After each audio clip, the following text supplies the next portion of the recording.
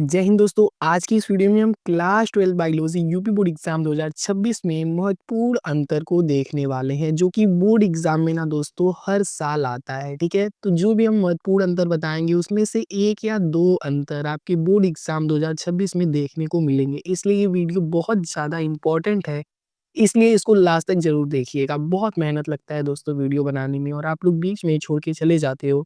ऐसा ना करो यार, हमको भी सपोर्ट करो, ठीक है? तो चलिए बिना टाइम वेस्ट किए ना वीडियो को ही स्टार्ट करते हैं और महत्वपूर्ण अंतरों को देख लें। दोस्तों, हमारा पहला जो महत्वपूर्ण अंतर है वो है प्रभावी तथा अप्रभावी कारक में अंतर बताइए। ये बहुत ज़्यादा इंपॉर्टेंट है बोर्ड एग्जाम 2026 की दृष्टिकोण से। तो चलिए देखते हैं प्रभावी तथा अप्रभावी कारक में अंतर। ठीक है, सबसे पहले दोस्तों हम बता दें कि प्रभावी तथा अप्रभावी क्या होता है। मान लीजिए हम कोई मटर का पौधा लिए, ठीक है, मटर का पौधा।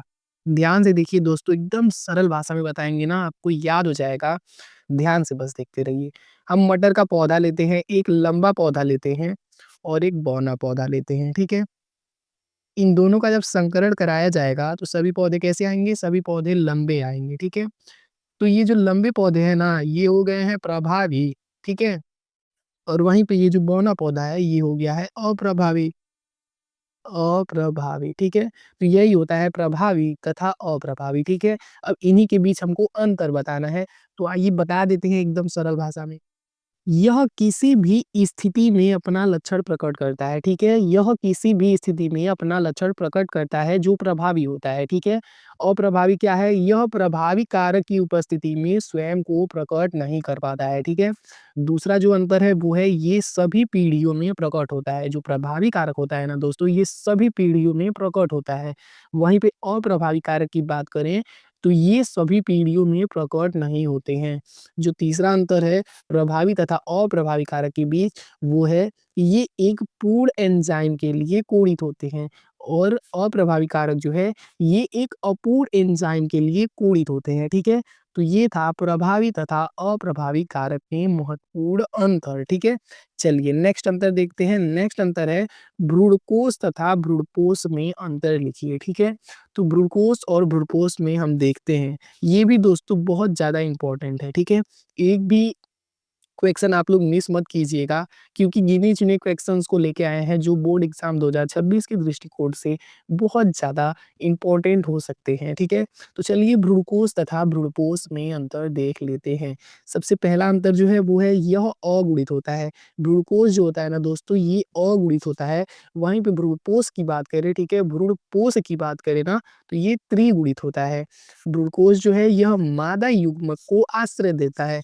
वहीं पे भ्रूणपोष जो होता है ना, यह भ्रूण के विकास के समय पोषण प्रदान करता है बाबू। ठीक है, भ्रूणकोश की बात करें तो यह क्रियाशील गुरु बीजाणु से बनता है, और वहीं पे भ्रूणपोष की बात करें तो यह त्रिसंलयन से बनने वाले भ्रूणकोश केंद्रक से बनता है। ठीक है, तो ये था भ्रूणकोश तथा भ्रूणपोष पे अंतर, बहुत ही सरल भाषा में लिखे हैं, और आप लोग ध्यान से सुन लोगे ना तो यही सब आपके एग्जाम में आप जब बैठोगे तो आपके दिमाग में यही सब घूमेगा, और आप ध्यान से वीडियो को देखे रहोगे तो बना-बना के भी लिख दोगे पेपर में, बहुत ज़्यादा हेल्प मिलेगा आपको। ठीक है, चलिए नेक्स्ट अंतर देखते हैं। तो हमारा नेक्स्ट सबसे महत्वपूर्ण अंतर है वो है स्वपरागण तथा परपरागण में अंतर बताइए। ठीक है, तो स्वपरागण और परपरागण क्या होता है पहले हम आपको समझा देते हैं। मान लीजिए हम एक ही पौधे का एक पुष्प लेते हैं, ठीक है, एक ही पौधे का कोई पुष्प है, ठीक है, तो इसका परागकण, ठीक है, इस पौधे पुष्प का जो परागकण है, इसी पुष्प के वर्तिकाग्र में आता है ना, इसी पुष्प के वर्तिकाग्र में आता है ना, ठीक है? मान लीजिए एक पौधा है, ठीक है? उसका एक पुष्प है, तो उस पुष्प का परागकण उसी पुष्प के वर्तिकाग्र में आता है ना, तो वो हो जाता है बाबू स्वपरागण। ठीक है? वो हो जाता है स्वपरागण। ठीक है? वहीं पे परपरागण की बात करें, तो मान लीजिए एक ही जाति का 2 पौधा है, उसका अलग-अलग पुष्प है, ठीक है? अलग-अलग पुष्प है, ठीक है? एक ही जाति के 2 पौधों के पुष्पों के बीच होता है परपरागण। तो मान लीजिए एक पुष्प का परागकण, ठीक है? एक पुष्प का परागकण दूसरे पुष्प के वर्तिकाग्र में जब आता है ना, दूसरे पुष्प के वर्तिकाग्र में आता है ना, ठीक है? तो इसी को परपरागण कहा जाता है दोस्तों, इसी को पर परागण कहा जाता है, ठीक है? तो चलिए इन्हीं के बीच हमको अंतर बताना है तो बता देते हैं फटाक से। यह एक ही पौधे के पुष्प के बीच होता है, यह एक ही पौधे के पुष्प के बीच होता है स्वपरागण। और वहीं पे पर परागण की बात करें तो यह एक ही जाति के 2 पौधों के पुष्पों के बीच होता है, इस चीज़ का भी ध्यान रखेंगे आप लोग। दूसरा जो सबसे महत्वपूर्ण अंतर है, वो है इसके लिए पुष्प का द्विलिंगी होना आवश्यक है, ठीक है? पुष्प जब द्विलिंगी रहेगा, तभी ना उसमें परागण होगा, ठीक है? जब पुष्प का परागकण और वर्तिकाग्र एक ही में होगा यानी कि द्विलिंगी होगा, तभी परागण हो पाएगा, ठीक है? तो स्वपरागण में पुष्प का द्विलिंगी होना जो होता है, वो होता है आवश्यक। और पर परागण की बात करें तो इसके लिए पुष्प का द्विलिंगी होना आवश्यक नहीं है। क्यों नहीं आवश्यक है? क्योंकि ये अलग-अलग पौधे के पुष्प के बीच होता है। एक नर पुष्प होता है, एक मादा होता है, तो आराम से परागण हो जाता है।